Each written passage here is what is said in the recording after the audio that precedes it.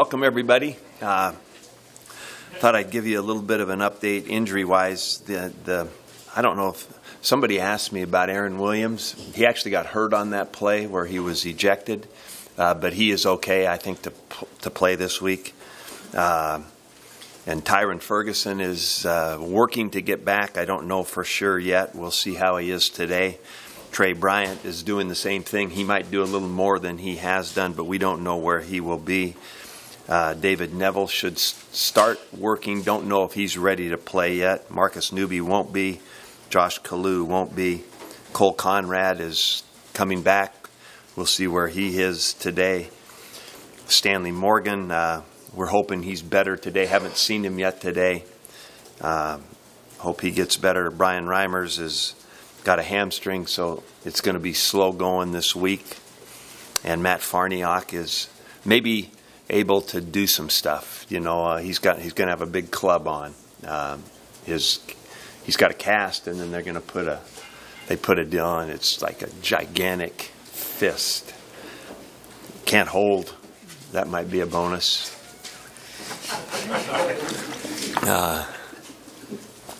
So that's that. And then game summary. You know, we played a lot of good defense. I think that it was nice to see actually after the first series, we had a pretty good identity. Our rushing defense was outstanding. I think they had 68 total yards, 194 total. Their longest run in the game was 13 yards. Their longest pass was 19. And then they're 3 of 12 on third down. They had 12 first downs. It's hard to win with those kind of stats. So it was a good game defensively.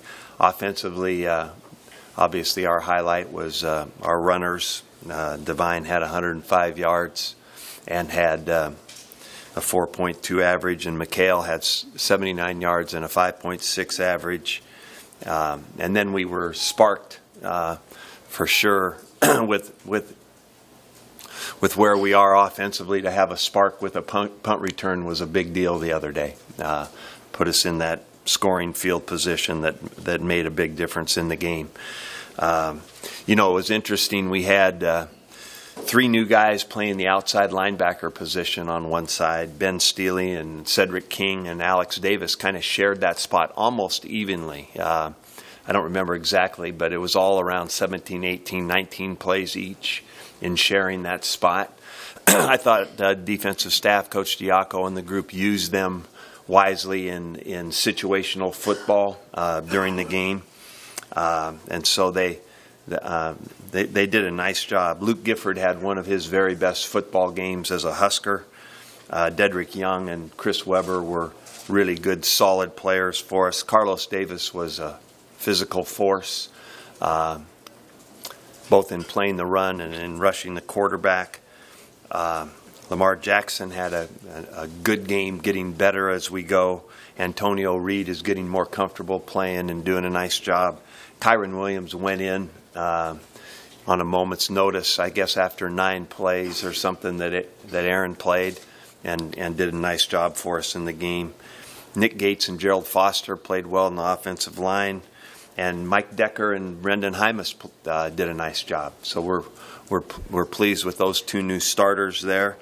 You know, DeMornay made the big play in the punt return and made some nice catches. J.D. Spielman, I think, is going to be a real good player. More and more we can feed him the ball. He can make plays for us. And Devine and McHale, and then Drew Brown had another good day. You know, he's been really, really solid. He mishit the first kickoff. I think the ball was falling off the tee when he hit it. But, you know, he has been as consistent as I've been around kicking the ball. We've got the issues we have to balance out our offense. Now the other way, where we don't necessarily have to have more attempts. We just have to be more effective in all parts of the passing game. You know, we did pretty well on third down the other day, and we did well on both sides of the ball. But that's just going to be important to us to get better overall in the passing game.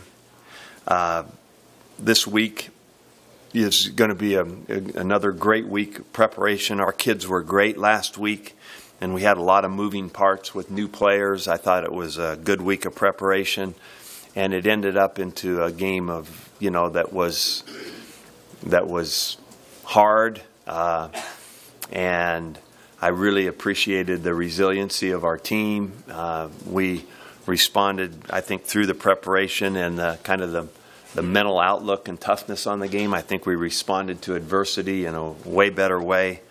Now we're going to get to play another Big Ten opponent. It's a huge game for us.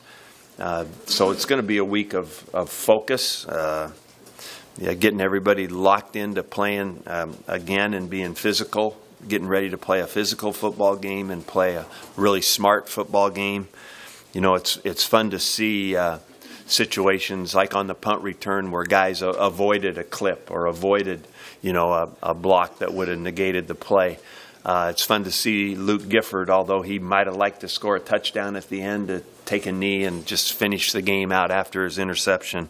It's fun to see guys make smart choices in football, and so kind of the opposite of what happened on the interception return. We had 2 penalties on the play, and those guys aren't as used to blocking in those kind of situations. So all of a sudden rules click in where you can't block below the waist. You obviously can't block in the back. And so we hurt ourselves in that way. But it's part of the process of playing. That's why I said we have to get ready to play physical and be smart as we play football. You always have to be prepared to be able to recover from something that happens in the game, and you always have to expect it to be hard. We should know that way by now, the way the games have gone and how we've had to play. So the expectation for this to be a 3-hour and 27-minute competition is very, very important as we go into it. And so our focus with our team is continuing growth of each player and the excitement for the preparation of the week. I've always thought that the best thing to do is play a game and hopefully have won it, and then get back in the vacuum of another week, having the previous game's experience be good for your growth. And I'm hopeful that will happen, that we'll have a good week of practice, that we can use what happened in the game and get better from it. And we'll try to live in that vacuum of getting ready for one game. And our job is our total focus is on the preparation of our team for this week. I know you will ask the question about the short week. We're not really concerned with it. We adjusted our day yesterday to be with our players and review the game and to give them a little bit of a stretch weight workout just to get the previous game out of them a little bit. And then we'll go into pretty much a regular routine. We have to squish today together a little bit. It's a little bit of a normal down and distance plus a little bit of third down offensively. So we'll go with that. This is our day 4 practice today. It will be a little longer than our normal Monday workout will be, but it won't be as long as what would normally happen on Tuesday.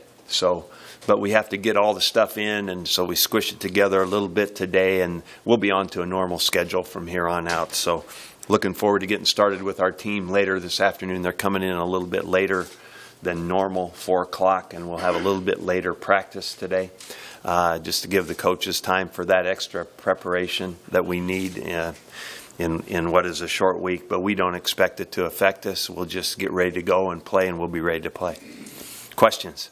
Mike, you had said after the game the other day that given Ozigbo's performance, you might rethink the having one guy carry the load versus spreading it out a little bit. What did you guys conclude on that? We spent some time last night and this morning talking about those 2 players and how we're going right now, and we'll have to see. We also inserted Jalen Bradley in there, and I think he got 5 or 6 carries, which is good.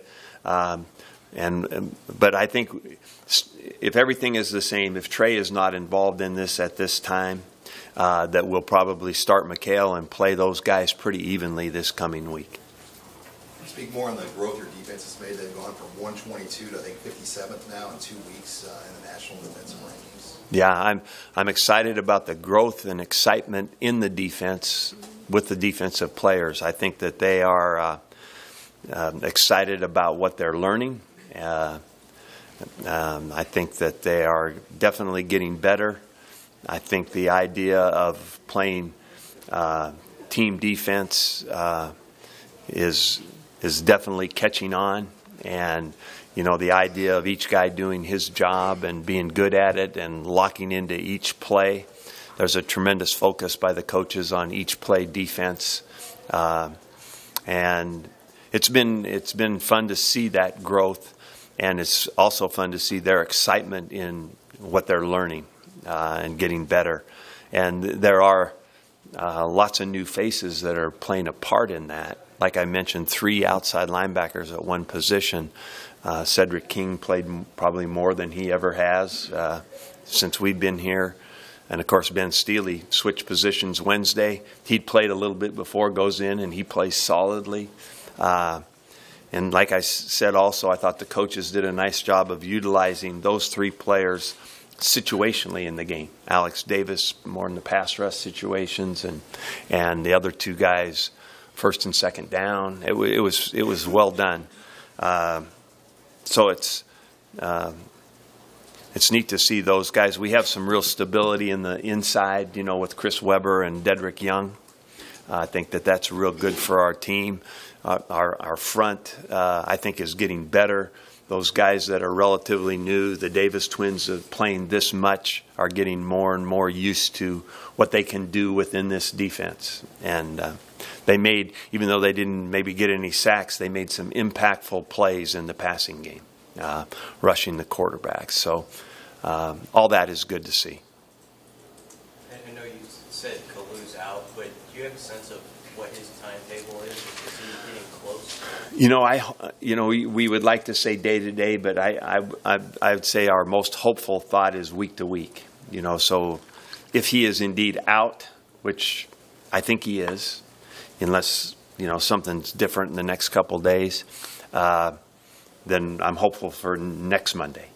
So. Have you had any discussions with Chris Jones yet on possible if he could return at all this year, or is he just going to take the year at this point? I have not had any new discussions with Chris. I think that when that time might come that he might be healthy to play, then we've got something to talk about. Until he has actually got a point where he may be cleared, which we do not have that point today, that there's no reason for that discussion yet. Mike, how are you guys going about preparing for Illinois' quarterback situation? They've got 2 guys, and I guess it's not knowing who's going to play at this point. Well, I think it's kind of like last week. We only saw, I think, the guy for 1 play. So I think in general, as you're getting ready, you have to be ready for what either one of them might bring that's a little bit different. So we will prepare for what they have done and what they might do and what might be in their history, and then hopefully be able to adjust to the quarterback that plays in the game, or quarterbacks. When you've got a quarterback that's thrown a lot of interceptions, whether they're all his fault or not, have you found that can get into their head mentally? And what's your, best advice to a quarterback when he's going through that? Well, I think that the first thing that we try to do is decide what is the best way to help him with that. And one of the things I would say for sure is, and we did a little bit better job of it, is we protected him better last week. Now, he made 1 error in a decision on throwing the ball. That was a dramatic error that cost us a touchdown. But for the most part, besides that, in the areas that we had to control first, the protection was better. And so we've got to continue to do that. And we've got to be very, very thoughtful in the protection and the routes that we put into the game, and prepare him best for the choices he can make and for the defenses he's going to see and where the ball should go. So a lot of that has to do with continued work with his preparation, these are the routes that fit into Illinois' coverages. This is where, when you see it, the ball should go. So it's quick decisions, and then really, really good both protection and route running. And so, you know, we've had, through all the years, we've had quarterbacks have these issues for sure. And the best way to do is not necessarily simplify, but really condense and really get down to the choices at hand. And when you have a look, make the throw. And then we've got to be really good, like I said, both in the protection of what we're doing and also in the patterns that we're running. How do you feel like he's doing reading defenses? What's the line between reading a defense and looking for an open receiver? Yeah, you know, I think that the way there's a couple of ways to look at progression for quarterbacks, Sam. One of them is just an order of openness. If you're open, I'm throwing it to you. And, you know, the defense plays a role in that for sure. And a lot of times you can eliminate you by the coverage right away. If you see a safety rolled over the top of you and a corner sitting right there, then you're out and I'm going to number 2. So it's really an order of being open. The other thing that's always a great clue, and sometimes it just determines very specifically early where the quarterback's going to go by where the safety is. You know, so here's a pattern. This is going to be your progression. This is where you're going to, if the safety's over here, we're working over here, 1, 2, 3. If the safety moves back over to this side, then we can look this side, 1, 2, 3. And so we try to give him that. And so seeing it, and then the guys being right in what they're doing in the route, and of course the protection working together. We've had probably too many situations where he has been disrupted with protection. Not necessarily sacked, but disrupted and caused the ball to be bad. So we've got to help him in some ways, and we've got to be very defined on what we can do with the football in a progression of basically being open. Who was the best quarterback you coached in terms of reading defenses and doing the thing that you just said right there? I suppose that could be NFL. You know, I think it's hard for me to separate the guys. They all had...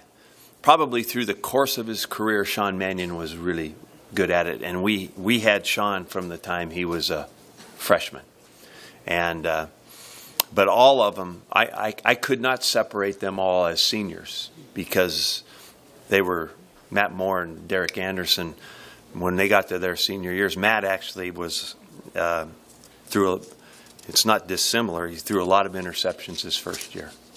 You know, I think one game against Arizona at halftime, he was 28 out of 32 and not one ball hit the ground. So they were all caught. So we've had issues, but they all got better as they got older, and they got more in the system. Where's Tanner, do you feel like, on that curve? What does he need to improve on as it pertains?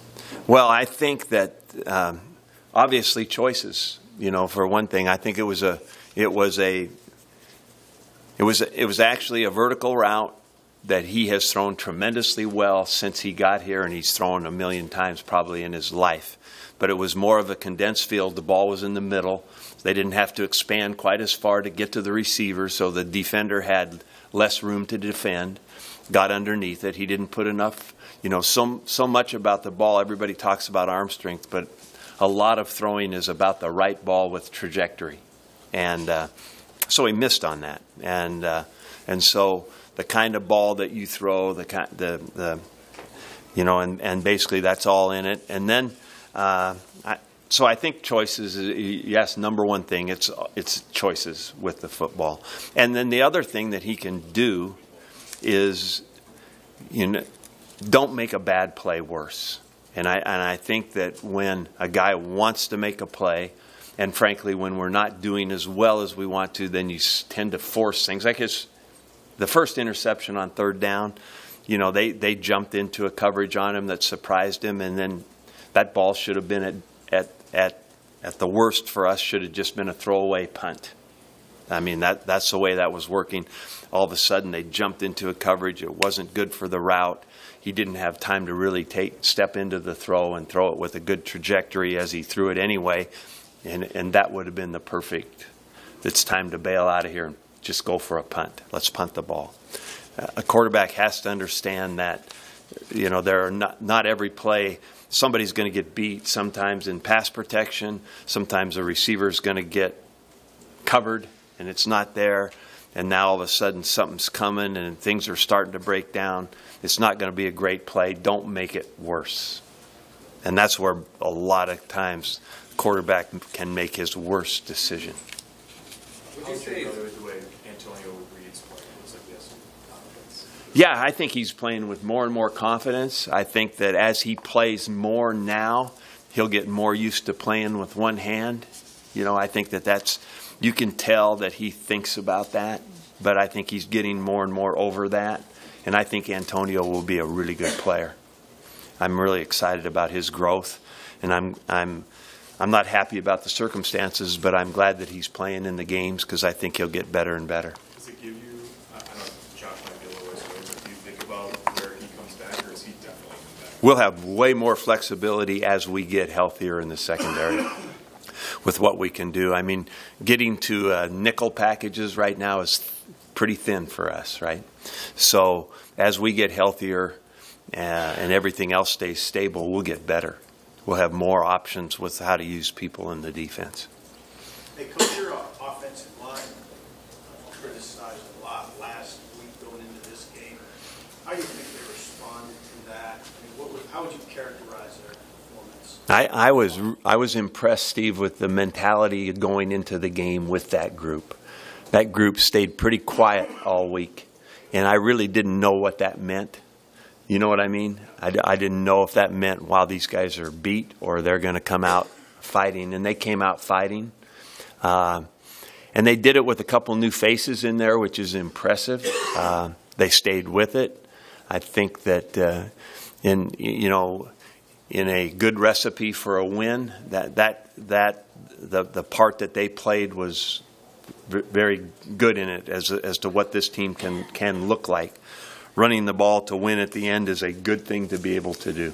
And so that mentality as we go forward, if we can build on that, and like I said, if we can balance it out with not necessarily more often, but more efficient passing game, we're going to be better and better. In this offense, how rare is it to have a true freshman start at tackle? It's been rare in our life. In college football for an offensive lineman to play as a true freshman. We recognize this kid's ability and kind of his unfazed mentality of playing with our team when we started camp. It was impressive. So we noticed him right away as being different. That's why we kept him, even though we didn't expect him to be active. That's why we kept him on the travel squad, kept him working with the varsity. We recognize that in him. But most of the time at that position, they not only need some physical work, and frankly, Brendan could have used a year of getting bigger. But as far as how tough he is, his athletic ability, how smart he is, he's been able to prove that he can play. And he did a nice job the other day. But most of the time, we have found them to need both the learning and physical development. I think Michael Phillip played as a true freshman. I think Isaac Samalo played as a true freshman. But there's not even been a handful for us through the years. What did Michael Decker show you guys? I was really impressed with Mike. I liked how we all liked how kind of analytical he was on the sideline with information. This is what they're doing. He was smart. He played tough. He got his first real long-time experience. I'm proud of him and excited for him. Coach, as an experienced coach, what's the balance between, I guess, sticking with, a person, letting them develop, and then maybe trying to let somebody else have a shot at it, especially That's a good question. I think that when you have if you want to address the quarterback part of that and whether or not you make a change at quarterback, I think that, with our situation this year with basically, we had the benefit of Tanner having played in games, but we hadn't had anybody that had played in a game for Nebraska. So, the we did a physical evaluation and a mental one throughout spring and fall camp, and felt like he won the job, which he did during that time. And I think for those reasons, both his experience and his ability, and I think his ability also to learn, that he is our best opportunity to play well. So we've got to do our part with him in the coaching and the development all around him so he can really utilize his abilities that way. We, however, like to keep the door open for competition as it goes. And I think that, you saw a good example of that with Divine. Divine, had all that stuff about not playing, and a guy that has played. And I was really, and I told him this even a couple weeks ago, that he'll have an opportunity, be ready for it. And so I was really proud of him for how he approached it, because like I told him and the team yesterday, he played like he's been practicing. I mean, he's been practicing real well. We have all seen those situations where a guy gets disappointed and he focuses on the disappointment. And if it was my own kid, I would call it pouting. But he never did that. He just practiced hard, prepared himself, and then he played a good football game the other day. So, we would like to say that as guys practice, that the door for competition is open, and it was evident that he was ready to play with Trey being out, and us finding that opportunity to play him. He took advantage of it. Michael, what was the kind of the hole in Divine's game that allowed Trey to beat him out? I think that I wouldn't even say there was a hole. We had, and I repeated this many times, we have 3 better backs than we did a year ago, and they're all the same guy. We had to make a choice with where they were. The initial choice for the first game was to say Trey Bryant won the job, and we're going to give you the ball and let you play. And that, right or wrong or whatever, that worked out pretty well. And then in the second game, Trey gets hurt, and we go to the next step, which was McHale, and he played well. And then we got into a situation where we felt like Divine was ready to go, and we should give him that opportunity, and maybe we didn't approach it exactly like we did back at the first game. We let these guys play, and both had a significant impact on the game. McHale averaged 5.6 yards a carry, and Divine gained 105 yards. That's a pretty good day. Like you mentioned, staying in the vacuum of this week, what discussions do you have with your players, knowing what's on the schedule following this game? We really don't. I really don't go any further than this week. I think the main focus for our team, obviously, is getting better. And so this week of practice will be about Illinois preparation and everybody at their job getting better. And we have some obvious areas that have been good, that we want to keep good or get a little bit better. We have some areas that we need some work in that I've already mentioned, the passing game in particular. And then there's always that growth in football. I went through the night before the game a couple weeks ago about playing smart football and all the choices that come up in a football game. So we want to be that team that makes the right choice on a punt return when you're doing that 10-yard line rule. We want to be the team that makes the right choice bringing the ball out of the end zone or not. We want to be that team that makes a good choice on the fair catch. We want to be that team that makes a good choice on beating the block on a kickoff, not running around a block, but beating the block so you can make a tackle. We want to be that team that is continually making smart choices. So, and that part of it never stops, because there's always great examples in a game of good choices and not so good choices. And that's a beautiful thing about coaching football, because as guys grow and learn, and you have a team of guys that are willing to learn to make good choices in all those situations, you'll get better. Can you speak of Illinois and Lovie Smith and kind of what you've seen from him in his second season? Well, you know, I think that they are in that program that's trying to build.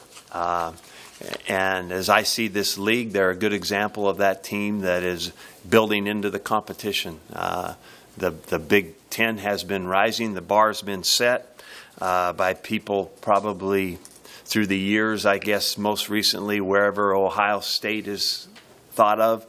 You know, they kind of set the bar up there. I've mentioned this before, that I've seen this happen in the back then it was the Pac-10 when Pete Carroll was at USC, and all of a sudden they took off, and you either had to rise up and get better or get left in the dust.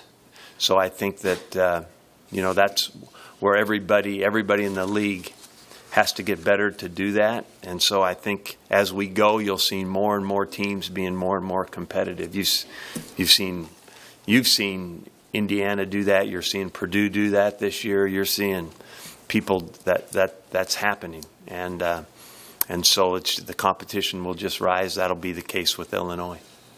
Take one more for Coach. You talk about having balance run pass. Does that translate to first down? You're pretty heavy running wise on first down, but where would you like that mix? I've always thought of first down as a 50-50 down.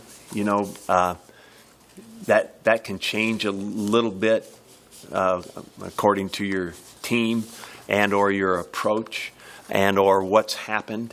You know, so for us, where we were in the previous game and how that went, and the deal, we were going to be heavier by design on first down with the running game. You know, like I said, it can be dictated by a number of factors as you look at it. But in general, in my life, first down is 50-50. I like it that way. All right, thank you all.